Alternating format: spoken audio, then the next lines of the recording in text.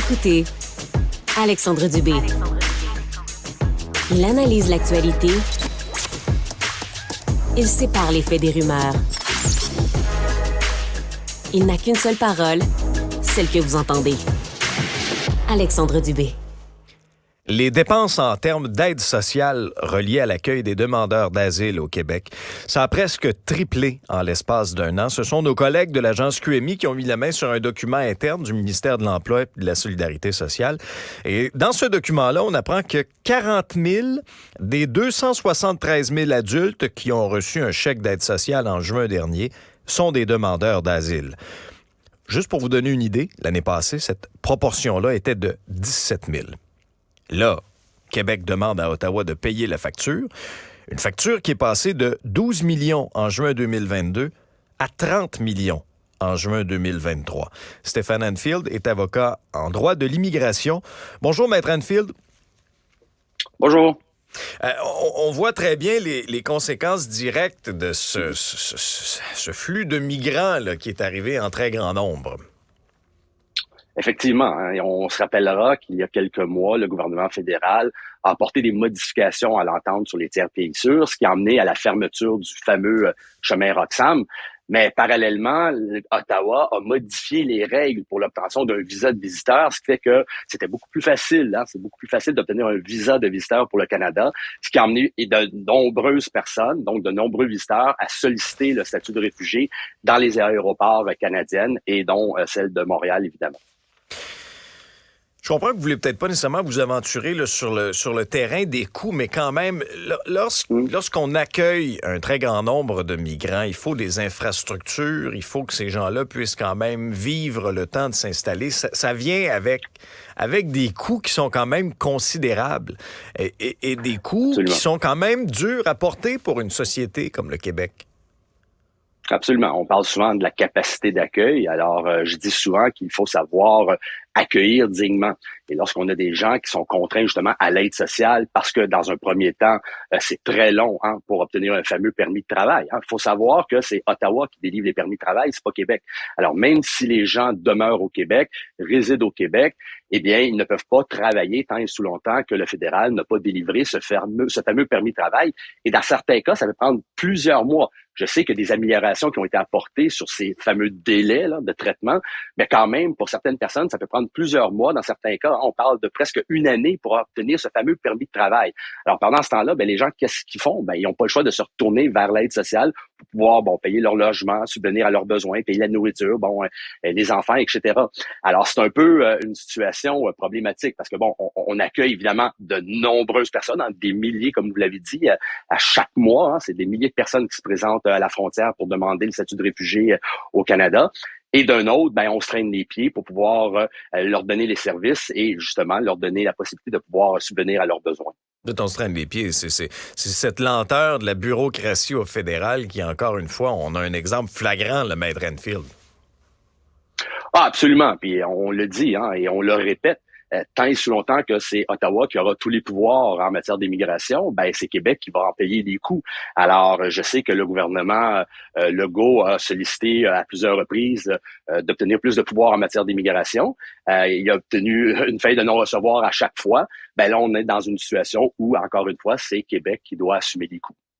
Même les libéraux, là, dans leur rapport là, du comité sur la relance du Parti libéral du Québec, qui recommande d'obtenir d'Ottawa le contrôle de l'immigration temporaire. Tiens. Oui, c'est pas juste porté par un parti? Absolument. Et ça, c'est un autre sujet hyper important. Parce que on sait, on vient de terminer la commission parlementaire sur les seuils d'immigration, mais quand on parle de seuil d'immigration, c'est la résidence permanente. Et là, on a complètement oublié, complètement évacué toute la question des résidences temporaires. Et là, c'est des centaines de milliers de personnes qui se trouvent actuellement au Québec sous un statut de temporaire. Mais ces gens-là ont besoin de services. Donc, des logements, médecins de famille, enfants à l'école, etc. Et il va falloir se poser cette question-là aussi. Est-ce que, un parti à Québec, pour ne pas le nommer, Québec solidaire, sollicite qu'on régularise le statut de ces temporaires-là pour en faire des résidents permanents? Mais à quelle échelle? Et par la suite, est-ce qu'on va diminuer l'accès à ces résidences temporaires pour contrebalancer le tout?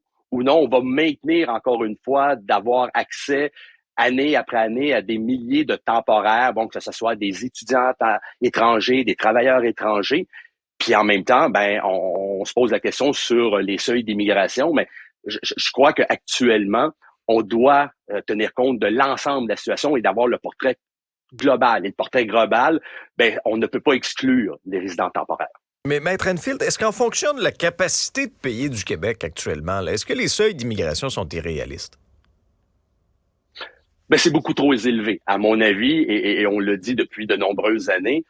La capacité d'accueil, ben, ça comprend quoi? Ben, capacité de loger ces gens-là, capacité de leur offrir un médecin de famille, capacité d'offrir une place en CPE, un enseignant dans chaque classe. Bon, moi, je parle pas d'un adulte, mais je parle bien d'un enseignant qualifié.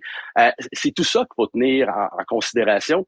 Et actuellement, ben, on n'y arrive pas. On n'y arrive pas. Alors, qu'est-ce qu'on fait? Ben, je pense qu'il faut prendre les mesures qui s'imposent et prendre des décisions qui s'imposent. La ministre ne semble pas vouloir aller dans ce sens-là. Au contraire, elle semble plutôt vouloir augmenter les seuils. Les scénarios qu'elle proposait, c'est 50 000, voire même 60 000, en excluant certaines catégories. Bon, évidemment, tous les travailleurs temporaires, les étudiants, on les exclut. Mais en plus, pour acquérir la résidence permanente, elle souhaite exclure du PEC francophone, donc les étudiants francophones. Alors, ça serait beaucoup plus que 60 000 dans les faits. Là. Ça serait peut-être 80, 90 000. Les seuils d'immigration pour le Québec annuellement. Alors, il faut se poser les questions et les bonnes questions. Et malheureusement, c'est pas ce qu'on fait présentement. Bon, ça, c'est pour le gouvernement du Québec, mais au sein du gouvernement fédéral, ça semble pas être un problème non plus. Quand il y a un ministre comme Marc Miller qui dit, ben, il n'y a pas de problème, les immigrants vont construire des maisons, puis tout est beau dans le meilleur des mondes. Sur le terrain, la réalité est bien différente que ça. Lorsqu'on voit des migrants là, qui sont sans abri, qui vivent dans des conditions indignes. Absolument. Ben, je vous rappellerai que pendant 5 ans, le Québec se plaignait du fait que le fédéral n'intervenait pas sur le fameux chemin Roxham. Lorsque les gens des autres provinces, Toronto entre autres, ont commencé à recevoir des demandeurs d'asile et que là, bon, on prenait possession des hôtels, les gens, bon, vous venez de le dire, on se retrouve à la rue. Là, les autres provinces ont commencé à taper du pied. Et là, Ottawa s'est dit, peut-être qu'il y a un problème. Mais au Québec, on était raciste quand on le disait. Absolument. Absolument. Et là, c'est les autres provinces qui tapent du pied. D'ailleurs, je tiens à souligner qu'actuellement, si on regarde des statistiques au niveau des demandeurs d'asile, ben, on en retrouve beaucoup plus en Ontario qu'au Québec depuis la fermeture du chemin Roxham. Et là, c'est drôle, mais là, Ottawa semble dire, il y a peut-être un problème, il faudrait peut-être regarder ça. Et là, je voyais la mairesse de Toronto s'indigner de la situation et que Ottawa ne bouge pas. Quand c'est le ROC, le reste du Canada, qui dénonce cette situation-là, on écoute, on regarde, on analyse. Mais quand c'est Québec, vous êtes anti-immigrants, vous êtes des racistes, vous êtes des xénophobes.